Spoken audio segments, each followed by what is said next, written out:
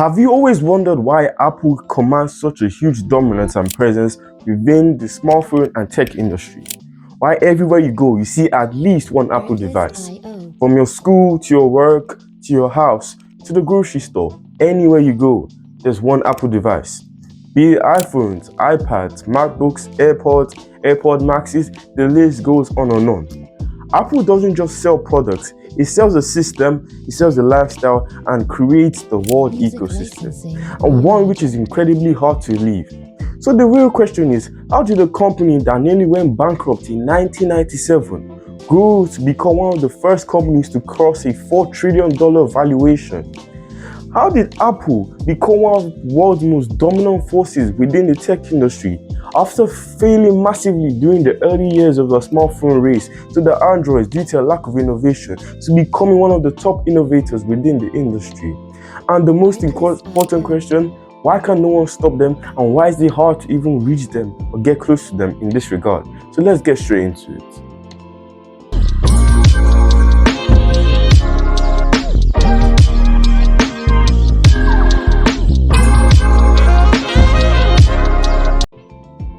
Before we examine anything else, let's take a look at the underlying numbers behind Apple's global dominance.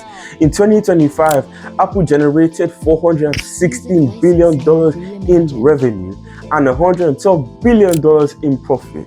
The brand itself is worth $570 billion, which is significantly higher than Microsoft. And honestly, taking a look at these numbers, it is completely outrageous. It sounds so like a lot of money. But the truth is, not just one product that drives this growth for Apple, it's a whole host of them. The iPhone continues to dominate globally across the smartphone market. The AirPod has become one of the top choices for people in terms of wireless audio, and the iPad controls half of the tablet industry. Apple has diversified its income streams and made a host of products that drive the company's growth, and it speaks a lot to what the company's culture is and how they have spent years driving and making this innovation. This is a true testament of what the company stands for. So let's really appreciate this, and let's now go into what makes the company and where it is and what it is right now. Ecosystem. This is one of the biggest buzzwords you hear when people talk about Apple in terms of the tech industry. And you need to realize that Apple's biggest secret to its dominance is that ecosystem. It starts small. You buy an iPhone because you're looking for a phone that gets the job done, has good cameras, has good device quality, and it's just easy to use. Then you realize you need an audio device. You go out or you just sit in your house and you look on your MacBook device that you got because you realize that it's very efficient, power saving, long lasting, and it just gets the job done. You search on Apple's website, you come across the numerous audio options from the AirPods and the various generations. So the AirPod Maxes, you take your pick out of the litter and you decide that, you're going to pick the AirPods. All good and fine. Then you say, you need a fitness tracker or something you can use to check your messages without look at your phone. You look at the options, you buy your Apple Watches, the base Apple Watches, the Ultras, and so on. You get done on your merry way, and you realize you're engrossed in an ecosystem. You just realize that everything works. Your messages sync to each other, your app syncs to each other. It just feels seamless. It's not like all these options are the best options in the market. For example, the Apple Watches aren't the best fitness trackers or the best smartwatches you can get, but it just works. It connects to everything you have. Your AirPods connect to your iPhone smoothly. Your MacBook and your iPhone, you can send files easily through AirDrop, and it's just seamless. It's easy. It takes away all the stress from using external apps and so on. It's just easy, like I said. Then you realize you're becoming engrossed in a system that over 2.3 million Apple users have become engrossed in. Because as of last year, Apple had 2.3 billion Apple devices active worldwide and 1.1 billion subscriptions attached to those devices. Then you realize you're engrossed in something way much more powerful than you think. a world ecosystem. And this may feel scary. You may feel like you're locked into something that you may not want to, but you did this for yourself. And it's a result of the comfort and the usability and the seamlessness that Apple has created for itself. Some people might say that switching from Apple ecosystem to an Android ecosystem is really hard. They might say it because of Apple fighting against fair play with the other companies. Or some people might also say that why aren't the Androids doing their best to make their system seamless to Apple? At the end of the day, it's all corporate talk and beef. But you need to take a look at something. If you decide to switch between an Apple and an Android device, what you do? The experience may not be as hard as some people make it out to be, but it's not easy. It takes time. And when you look at the devices available to you, there isn't as much seamlessness and connectivity between them. Right now, a lot of people are stuck in that ecosystem. And it's not like they can't leave. They don't want to. And even if they try to, they don't get the same results. This is one of Apple's biggest secrets to its dominance. Right now, I need you to go onto your phone, search for every subscription that you have. Netflix, Prime Video, Spotify, go on and on. Then let's drive in specifically to the Apple devices. You have iCloud, Apple Music, Apple News, Apple Maps. The list goes on and on. App Store purchases. You need to realize that Apple isn't just a hardware company anymore. It drives a huge subscription business. Every iPhone that you buy isn't just a device, it's a gateway into a larger ecosystem. Apple has designed the subscription business to become a very profitable one, with very high profit margins, with over 70% profit gained from all these apps. You may have subscriptions that you have on your Apple device from years ago that you may not know that keep on being paid. This means that the company is taking more money from you.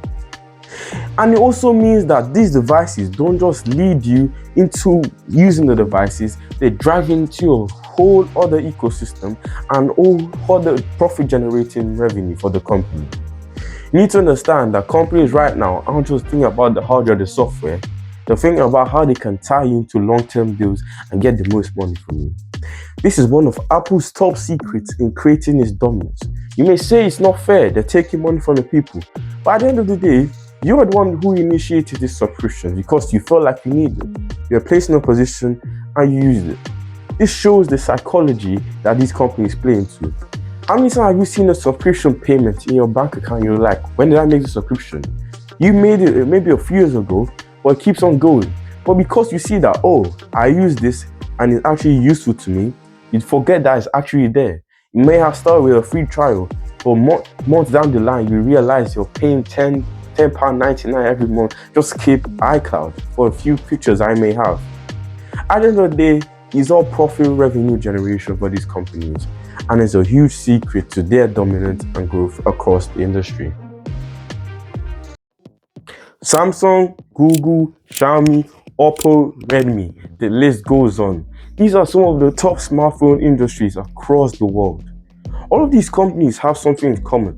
Some of them create their own hardware, some of them handle their own software, some of them make their own chips.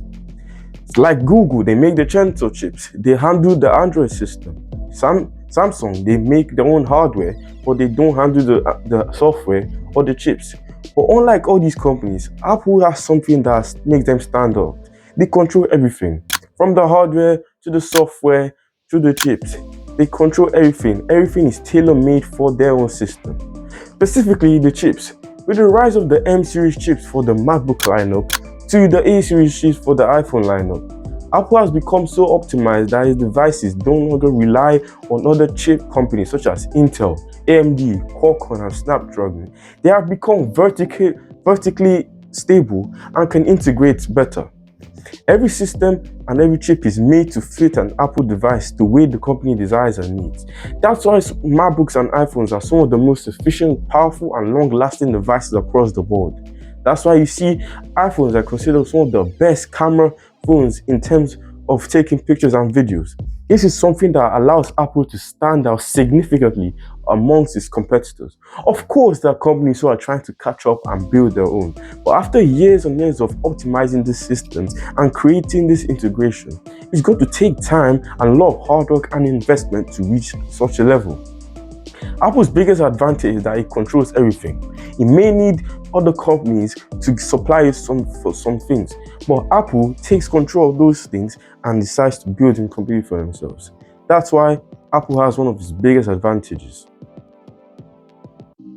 From the first experience of buying your first iPhone device, opening the box, the smooth opening of the box, the tactile nature of the phone, the clean aesthetic nature of the phone when you use it, to when you buy your MacBook, it's clean, sophisticated, the design, the aluminum metal, the titanium, the finish, the keyboard, everything seems premium. Then you look at the Apple event. How much time and effort goes into this? It's all part of a plan, all part of a company identity to sell not just devices, but to sell a perception of luxury, a perception of class and professionalism.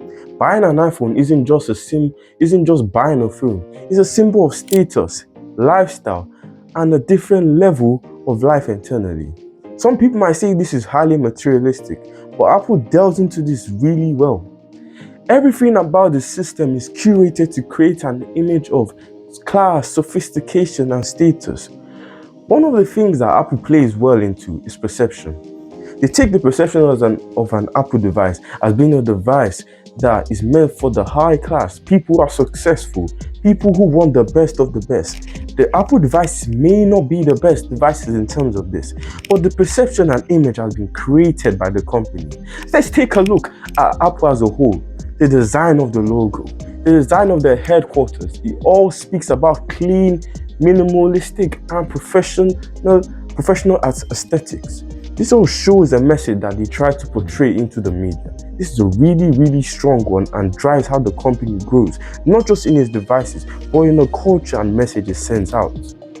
Apple is trying to make a bigger step towards this biggest goal of gaining global dominance within the industry, which is AI.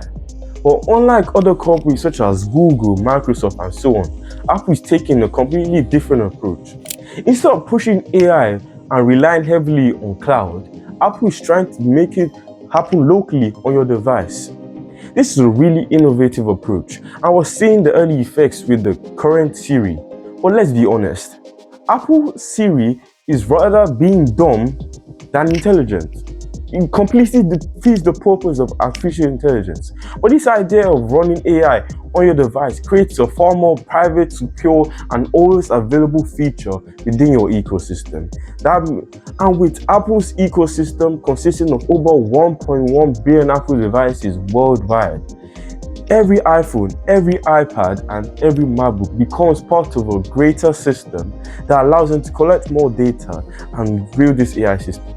And one key value that Apple is trying to increase, or one key tactic they are trying to use to gain and build this system, is through the use of other AI models to make Siri better.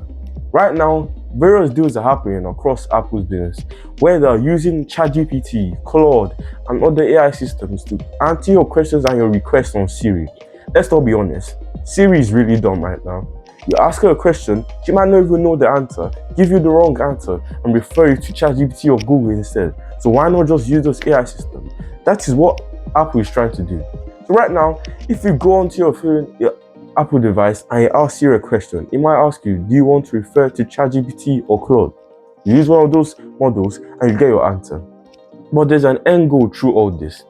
The end goal is that when they finally decide to shift away from all these models, they have lots of data, lots of new skills and knowledge they have learned from using these other AI models, which they can implement into Siri and make it far more better. This is going to be a long process and it's going to take time, but it shows Apple's drive and into trying to gain more ground in the AI infrastructure or the AI world, and it shows more innovation on their part and shows the greater partnership with the wider tech industry.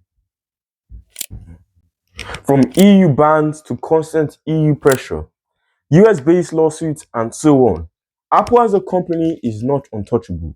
Governments are starting to push back. Recently, the EU began to force Apple to open up its ecosystem to allow for sideloading of apps such as Google Play Store because they feel that what Apple is doing is shutting down competition. The US has launched various lawsuits talking about how Apple is becoming a monopolistic entity and shutting down some of its other competitors. And also, those other competitors are beginning to gain faster and faster in terms of innovation. Samsung is gaining on them in terms of hardware, building far greater hardware, cameras, displays, and so on, such as the Trifold and the new Samsung cameras. Companies like Google and Microsoft are beating Apple in terms of AI, revolutionizing AI on phones and how it works in general. Also, manufacturing is a complete risk. Because of the global landscape with tariffs and other restrictions, and Apple's heavy reliance on China for manufacturing and building its parts, this is taking a huge hit on Apple's growth as a company. For years, Apple has been on top of all these other companies in terms of growth and innovation, has steered clear away of EU bans and legislation as a whole. But as they grow, they get to meet more and more of these problems. It comes with the territory.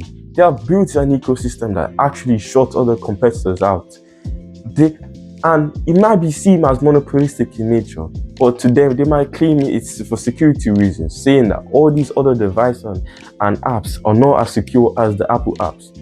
It's their choice at the end of the day, but right now they are facing the music across all areas. Software, hardware, the list goes on and on. So the real question is, will Apple be able to withstand all of these challenges and keep pushing on as a company it is? Or will they eventually falter and fall back or regress in terms of development and growth? Apple's global dominance isn't just built on one thing.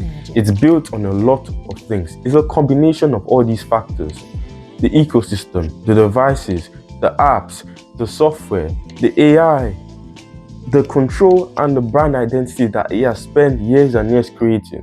From his current CEO, Tim Cook, to his storied founder, Steve Jobs, all these factors combined to make Apple into one of the biggest companies.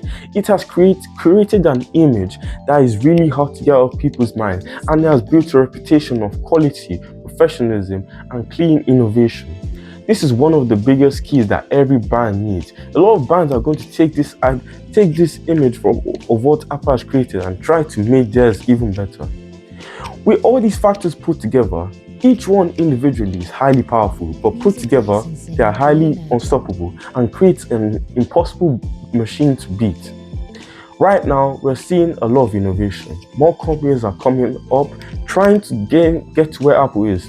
Will they reach there? Only time will tell. Apple has spent years creating a system that is really hard to leave. Because you don't just use it, you live in it. You become part of it, you become part of your daily life. And when you become part of your daily life, it's hard to get out. And when you try to get in now, you realize you're leaving something far better behind. Thank you so much for watching this video. It's been so lovely to make this video. I made this video in response to a last video and to emphasize on my point. And I also like to say thank you guys for 70 subscribers. It's probably 71 by now. So thank you so much. And we reached our top viewed video across the platform, over 900 views. It might seem like a small number in the beginning, but it just shows that we're building something here that's really good and is going to drive more people into knowing more about technology. Thank you so much for watching. I really appreciate if you like, share, and subscribe to get more people into this. See you in the next one. Bye.